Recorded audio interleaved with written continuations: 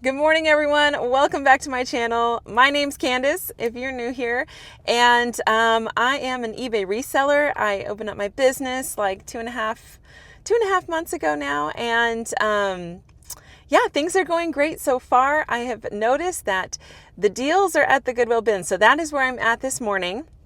And unfortunately, I'm not here as soon as the doors opened. It is 8:03. I sat in traffic. Unfortunately, I missed that first little run inside and get the deals while you can, but that is okay. I know I'm still going to find some good deals.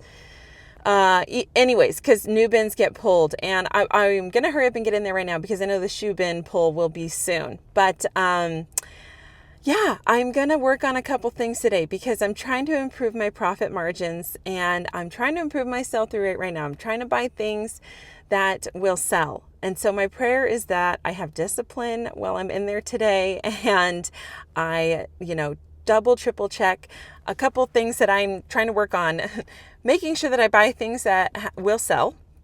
And then two, checking for quality before I leave. There have been a couple times where I've come home and I've realized that something had a big old stain on it or a rip, and something that it was going to be worth more, or it was going to be more to fix than it was worth selling, or etc. So discipline is what my prayer is this morning. So that is what I'm going to work on, and I know I'm going to find a good deal. I'm anxious to see what that is. So let's hurry up and get inside and find those deals. Let's go. Okay, quick recap for those who've never been to a Goodwill outlet. It's also called the Bins. And honestly, most stuff that gets donated, from what I see, doesn't even make it to Goodwill store shelves because there's just too much to process every year. And so it actually ends up here at these Goodwill outlet warehouses across the country before it ends up being disposed of. So that's why it's so cheap, and that's why it's such a great deal to come here. Anyways, going on in, I did make it there in time for the shoe pull, and they cover it with these giant cloths for the grand reveal, and then you just gotta dig, and it's kind of one of the more competitive bin pulls that they do, and you can find some really good stuff. This here is the purse, hat, bag section, so there's a line and a row of these. And I usually always end up finding something, and everyone's always looking for something different here. So even if you're not there as soon as stuff gets pulled out, you still have a good chance of finding something. But this is kind of what it looks like all around. It's starting to pick up here. So I did my best to try and look through all of these. You can see them here, like the books and DVDs bin, but full transparency, I really just don't know what books are of high value. I have not sold a book yet on eBay, and it looks like I found some VHSs, but they don't go for much. So I did come over here and I looked through some stuff, but I didn't find anything today here. Okay, so I'm trying to not just go after vintage stuff as much as I really love vintage stuff, because I need everyday movers, and it looks like I found this.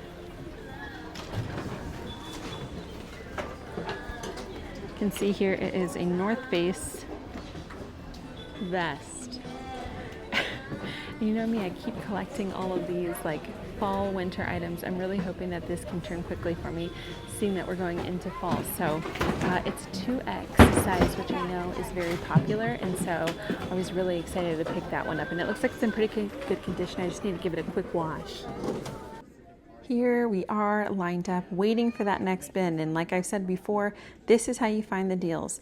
You have to be a person that kind of waits it out and waits for the fresh bins, because if there's a really good item, it will be right on top or easy to find. Not to say that you can't find good stuff even if you go to a bin that's been picked over, but this is kind of what it looks like. You can see they're coming all the way from the back there, and zooming in here, you can kind of see they're pulling them and coming down the line. And then you have to wait until they're all parked, and then you can start digging in. So we're all here, lined up, ready to go. Go ahead. Sorry, don't mind me. People trying to shop around me. Here I am. Okay, I have this bat here, which kind of seems too good to be true, but it seems like when I look at it, and the reason why I picked it up is because the end of the bat here is stamped. And I know that when you have a stamped bat and it says Genuine Red Sox on it, it could potentially be an actual MLB issued bat. it looks like it is. I'm going to do a little bit more research and I will let you know. So let's go home and look more into this bag.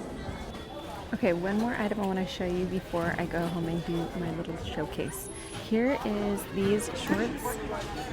They are, can you see them? My mom with me today.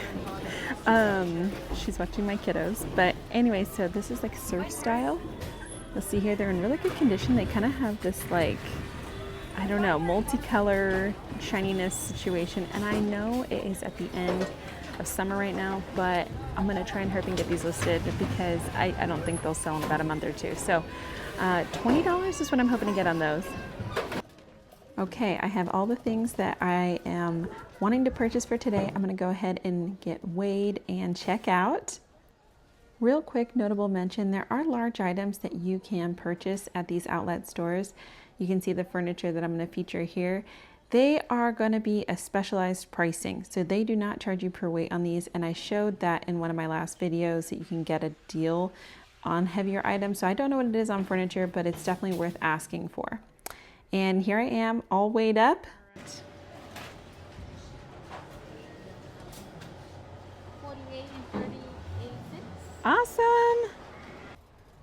I have a cart full of goods and I walked away paying very little for this cart, and it surprises me still every single time what a great deal it is to come to these Goodwill outlet stores.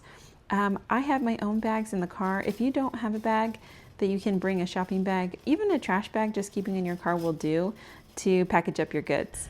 Okay, I am exhausted as I should be. I was in there for a few hours and I got some good stuff. I kind of entered into a couple categories that I have never sold or sourced from before, so I'm going to showcase them to you when I get back and get organized. And I'm hoping that they were good purchases. If anything, they were super light, so it was worth the risk. But today was like an interesting mood in Goodwill outlet. There was like word on the street, like the regulars that were shopping there, they were talking to some of the workers, and I guess like corporate was in, and I guess corporate is in all week this week here. And so according to some regulars who shop here every single day, they were saying that sometimes when corporate is in, things move just a little bit slower. I'm guessing because corporate is probably inspecting things, making sure the ship is running smoothly, and so things aren't as go possibly as they normally will. I didn't see kind of an uptick in waiting for stuff, but I don't know. Maybe I was a little too distracted with trying to look up all my items and make sure that I was making good purchases. Today, I prayed for discipline, and I think, you know what? I had good discipline. I spent less than $50. Like what? I normally like load up my cart pile high. So I'm working on getting down those cost of goods. And I think that for sure, I have at least 2 to 3 items that will definitely sell that will cover that cost at the bare minimum. So I'm super pleased with all my shopping today. Let's get back so I can show you all of the good stuff that I got. Okay, I am back. I am refreshed, and I have had a chance to do a little bit more digging on some items. I cannot wait to tell you everything that I've learned so far. But let me go ahead and let's get into it and start the showcase. So here is my first item. I found this vintage campus retro snapback hat, and it has that rope trim on the front, which is very popular right now. It's made in America, and it pinpoints it around like the 1980s. I'm gonna try and do a little bit of a wash on this because it looks a little dirty, but I cannot find another one that is a Tennessee one, but I'm hoping to get 35 on that. Next, I have this koozie from the year 2000, and it's a Dale Earnhardt Jr. koozie. And yes, it is in poor condition. It's a little banged up, but it's still collectible, and it was super light, so I threw it in my cart. I'm gonna list it for a little over 10 bucks. See if somebody just wants it for fun and doesn't care about the condition of it. Who knows? But it's still a really fun historic piece, and I hope to get 10 out of it. This vest is by Nat Nast, is a premium clothing brand, and it is a women's size small, and I know that's not a super popular size, but it is still in really great condition, so I'm still hoping to get around 35 on this. and it's going into that season, so I hope I do. All right, next we have this military issued field jacket. It is for the U.S. Air Force, and you'll see here there's these patches on here that really signify it to this local area, and the patches on the sleeve show the rankings for whoever owned this. And overall, it's in really great condition, and seeing that it's in such great condition, I'm hoping to get 30, maybe north of 30 on it. Okay, we're coming up on Christmas, and so I'm hoping me buying this will be an easy and quick sell for me over the next month or two. It is an official Miller Lite Christmas sweater. I know they call them ugly sweaters, but I feel like they're more cute than anything these days. This is a men's sweater, and it is a 3XL, so it's a more harder to find size on that, and I'm hoping to get around 30 on it. Okay, this next sweater is from a company called Fresh Hoods. It's a really fun streetwear brand that does these cool, vibrant prints, and I haven't seen this exact one, and so I was like, okay, maybe it's exclusive in that way. Only thing is just some pilling on it, and there is that stain on the front. The front there translates to tranquility, and overall, it's in fair condition. But I still think it's unique enough to list, and so I'm hoping to get $20 out of it. It's an XL size, which is popular, so we'll see. Okay, here is the vest I showed you at the store earlier. It is the North Face vest, and it has windwall technology on it. Overall great condition, just needs to be washed. It's a 2XL. I do realize there's a lot that are listed, and so maybe it's more competitive that way. There are a lot that are sold though too, so it has a good sell-through rate. I'm probably gonna promote it and try and get close to 40 on it, so I'll let you know. Okay, and here are those shorts that I showed you earlier. They have this really cool 80s retro vibe going on. They are not vintage though. I see others going online for like anywhere from 20 to 35. I will of course try and get as much as I can out of it. I'll be happy if I get 20 out of it, but the color is really cool. You can't really tell what it is. It's like purple-ish with a green hue. Either way, at least 20 bucks. Next up, I have this Hunt's Club jacket that is vintage. It's light in color. It's not a high-end brand, but I picked it up because of its unique sizing and color, that it's older, 2XLT. So I'm hoping that that means someone will be looking for that specific size and stumble upon this one. And it's vintage and light in color and great condition. So $25 is what I'm hoping to get on it, and I think anyone would be happy with that. Here we have a vintage gear for sports sweater. I don't think that's like a sought after brand, and so I'm gonna really market it more just being a 90s crew neck vintage pullover sweater. And it's a 2XL, and that's why I picked it up. So I'm hoping to get close to $20 on it. Okay, those are some amazing items that I was able to find so far. Like, I feel like just that lot alone, I'll be able to turn a nice hefty profit on. These next three items are all in the same category. They're all vintage jeans, and I have not stepped into this category full bore yet because quite frankly, it seems a little intimidating, and I didn't know if I would just be the small fish in a big pond situation. I do have a couple jeans listed right now that I had before I launched my business. They're designer jeans that I had found thrifting a while back, and I have not moved the needle on those. They are still listed, and they have gotten very little to no traction. And so I just think to myself, I'm like, to be a person who sells jeans on eBay, do you have to, be big, have a big presence? I don't know what the formula is. So I just felt a little intimidated, but I found these vintage jeans at the bins, and I was like, you know what, I'm gonna try and shoot my shot here. They're all from the 90s, and that feels like a very popular aesthetic right now, and so I'm very hopeful. Let me show you what I got. Okay, first up here we have these are Lee's vintage 80s, 90s jeans. The tags say made in USA. The condition is really great on these. I couldn't find any flaws, or major flaws at least. And the prices range online, so I'm still unsure what I'm gonna list it for. But you'll see there it says 7 medium. I just learned this. Vintage sizing is different than modern sizing. So 7 medium, I guess, equates closer to like a modern size 2. So I'm gonna keep that in mind for the future. Next up, these jeans are jean shorts that are Wrangler brand, And so again, not a super high-end brand, but they're still vintage nonetheless. And it shows here on the tag that they're made in Mexico, and I guess this is how you can date them to them being made in the 90s. And they're going for around $20 online. So that to me is an easy 20 bucks if someone is wanting to pick these up. Then right next to those, I found these Wrangler jeans. These were in okay condition. There's a little staining on the front there. So I don't know if people are still willing to buy jeans, even though they have markings on the front. I guess I'll find out. But these also say made in Mexico, which dates into that 1990s era. And I'm trying to get around 20 on them because of that staining on the front, because they can go upwards of 30, but 20, I'll be happy. Next, I found these Ralph Lauren pants, and they're in really good condition. They're in a popular cut and color. As far as the sizing goes, I think 10 is a fairly popular size. I'm not sure. I'm going to do a little bit more digging on that, but they seem to be going around like $35 to $40 for these. So let's say I get 40 bucks. I will be super happy.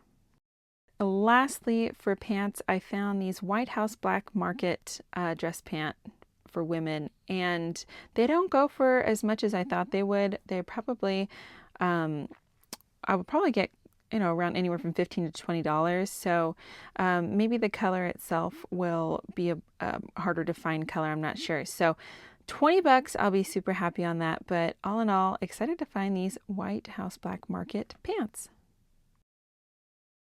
Okay, I found two sets of Birkenstocks. The ones on the left here are your traditional Birkenstocks with the leather strapping on them. I know they're pretty used, but I'm still hoping to get 20 on them. And then I found these very interesting white Birkenstocks. They're like a foam sandal.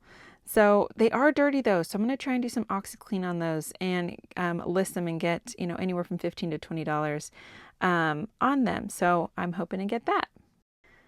These boots were in really great condition, and that's why they came home with me, because I actually don't recognize this brand. It's called Dunes. And I see them online, kind of. I'm not quite sure, but so I'm not sure how I'm going to market them. But all in all, they're in really good condition. Leather, black boots, and 30 bucks, let's say. Okay, these next three items are all in the plush collectible category. And I've never collected plushes before, and I don't really know what's super popular right now, but it feels like this is a category that I'm not super intimidated by, because I can easily look this stuff up well on the fly. I was at the bins and I looked in the hard goods bins, and this one specific plush, that is the third one I'm going to show you, which I think is the one that'll bring me the most profit out of all three, caught my eye. And it just had kind of a bold color palette to it, and I was like, you know what, that looks interesting enough that let me look it up. And doing just like a quick little research on the fly, it seemed like this brand was collectible, and so I kind of kept looking for other plushes. I was like, maybe this is something I can try and get into. And I found two other ones that are from a classic line. I'll show them to you right now. But plushes, I'm getting into plushes. We'll see what happens. Let me show you the three that I picked up. Okay, the first one here is a very neutral color. It's from Build-A-Bear Workshop, and they are selling online. The prices range from the low end to the high end. I'm going to try and shoot for the stars here. When I say shoot for the stars, it's within this category. $20. Let's say I get 20 bucks on that with a good wash. Next up, I have this Build-A-Bear with the camo print on it, and they do sell, and they're not very common to be sold. And so I think that anyone would be happy to pick this up. It's in really good condition, so it doesn't need some crazy scrub down like the previous one. But I'm going to try and list this one close to 30, maybe even a little bit north of that, and see what I can get for it. Okay, and this last one here is what made me start grabbing the plushes. It looked unique, and after looking it up, it seemed like it was a collector's item. It's a part of the Gloomy Bear plush line, and you'll see here I'm seeing them online. The plain one is more often found and sold, and this one has a blue paw and a blue, like a hand and a foot, which is different. And so I'm gonna try and get as much as I can. Let's say I get 50 bucks for it, because I don't see another one listed at the moment. That would be awesome. So I'll let you know if it does. Okay, last but certainly not least is the bat. What is this bat? What is it worth? Is it legit? What do we got going on here? So after coming home, doing much research on all kinds of search engines, I came up with these conclusions.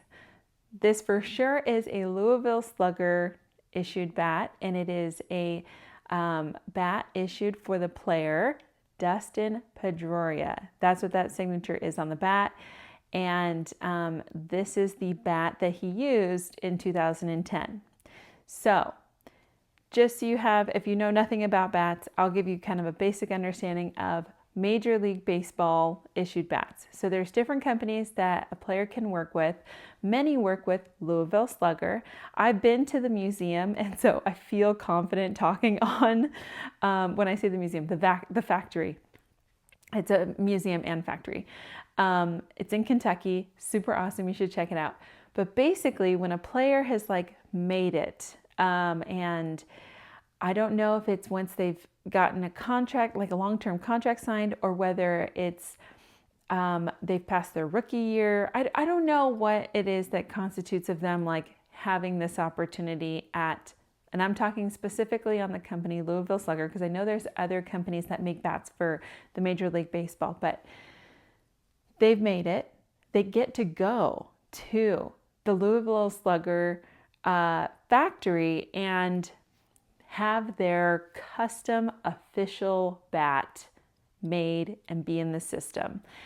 And they're in the system forever at that point as a player and as someone who has a custom bat specifically to their liking and their specs. Super cool. This is what you're seeing on the bat that I'm showing you is the fact that this bat is this player's specific bat.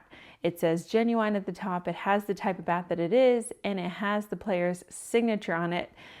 It could also have the player's name printed on it, which I'll get to that in a moment. And then underneath it has the team. So when this player is out and about, they're practicing or they're playing in the game, this is the bat that Louisville Slugger produces and sends. And it's really easy to identify when you're a player and you're going to grab your bat, or whoever organizes the bats, as to whose bat is what, because their name is on it.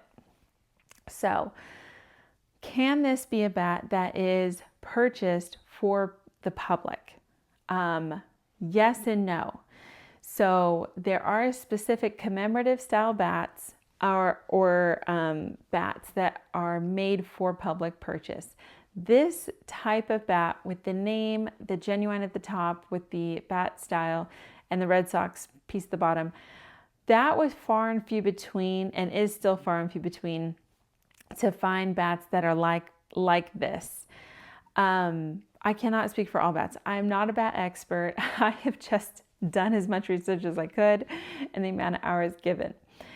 And I've kind of counseled on my husband too, who is a huge baseball fan. And he's the one that's pointed out a couple things I'll bring up here. And if there are other people that are watching this and you are a baseball fan expert, you've sold memorabilia, please share your expertise, because I'm going off of like newbie understanding and doing my best to do my due diligence on this piece. So please chime in, okay? What I can tell is that if a player's issued bat is licensed and produced for the public, it will have their signature instead of their name printed. So you see that my bat has a signature on it. Does not mean that this is just for public use. It just means that it could be either or. It could be a player issued bat or a licensed bat. This was a time, and I could be inaccurate on this, but from my research, it showed that in 2009, 2010, around that time, it seemed like Major League Baseball had partnered with a handful of players throughout the National League and American League to license their bats of the time, the actual bats they were using, to then license them and sell them as commemorative bats to the public. So you'll see that on my bat, it is stamped at the end here as being produced in 2010, which falls under that year or years of time in which this specific bat was also produced for public purchase. So I have one of two things. I have either a bat that the player used, or I have a bat that was a part of a limited run. When I say limited run, I mean, it was a limited time in which these bats were produced and sold. So either way, this bat is special, it's collectible, it's hard to find. I cannot find another one like it out there. And it's of a really famous and popular player from a really famous team. So the question is, what do I do with it? I have decided to list it and do the listing price or a best offer, and I already have it listed. I've decided not to do a auction on this item because I don't have it authenticated. If I took the time and the money to go get it authenticated, then I'd throw this bad boy with confidence on an auction. I did not think that the cost for it to get authenticated was going to outweigh what I could potentially get for it at the end. When I looked up authentication prices for bats, I mean, the low range I saw was like around $100 to authenticate a bat. And that was just too high of a risk for me, because even though this is a really popular player and a really famous team, other bats that I have seen go online that were for like several $100s or upwards of over $1,000, which, that's how much I would be like expecting. I'm like, oh, if I'm going to go pay $150 to get this bat authenticated, then I'd be expecting to get, north of $500, $600, $700 for it. And so, for me to go pay for it to get authenticated, for them to say, oh, this wasn't a game use bat, it was a batting practice bat, which I don't know, that to me has a little more cachet, but because it's kind of cool in that sense, but I don't think that is to collectors. I'm not sure. Again, see, I've never sold a bat in this category, so I don't know exactly what gets people excited. And I think collectors are different too.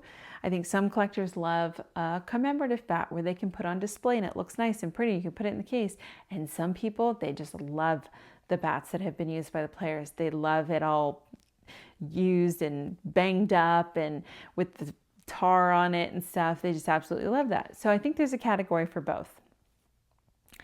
I have decided to not get authenticated because I just don't think that the money's going to be worth it either way. I can pay for it to get authenticated, and then I pay all that money, and then they're like, oh, this is actually the commemorative bat, and this is, worth so much money. And so I just don't want to risk it in that sense. I do believe that it is a bat that was used by the player, and I'm going to plead my case here. My husband noticed this. He said, there's a good chance that this is a bat that was intended to be used, because the end of the barrel on it, and I'll show you here, the end of the barrel is like kind of hollowed out. And he said, whenever there's like a commemorative bat that's made and sold, he's like, generally speaking, they're for display, and they're capped, they're like the cup at the end is like kind of capped off, and it's like fully completed there. So it's nice and it's pretty, and you can put it up on display. And this one is not built like that. And so that's what leads me to believe it was a version that was issued to the player itself, meant for use, whether it's batting practice or for the game. There is other things that go into whether it's one or the other.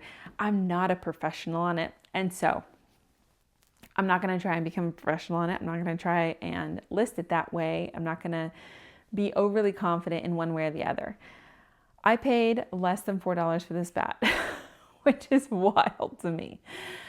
And so I am going to price it at an appropriate price that I think for either it being a player's bat that's uncertified or non-authenticated, or being a commemorative bat. Either way, it's an exclusive bat. It's but for an awesome player and an awesome time of baseball history. And so I still think it holds high value either way. I have made it very clear in my listing that it is not authenticated, that it is not guaranteed to have been used by the player, but you can take it to go get authenticated, that it's lower in price because it is not authenticated. And I also highlighted in the description that this is also a time period when this version of this bat was licensed and produced for public purchase. I am terrified that I'm going to sell it and someone's going to be like, I thought this was used in the game, blah, blah, blah. I don't know.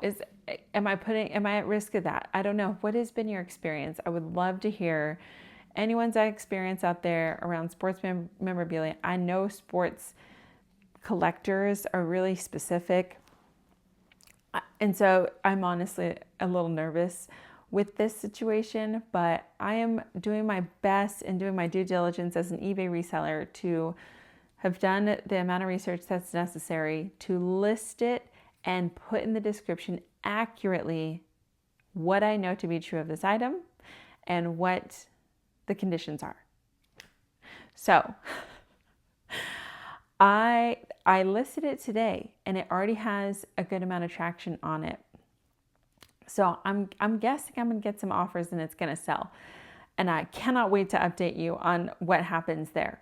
But give me your advice and opinions, please. I love hearing from people who are more experienced than me. And it helps everyone else out too who watches these videos and reads the comments. So that's the full update. But what an amazing find either way on that bat. Like, wild.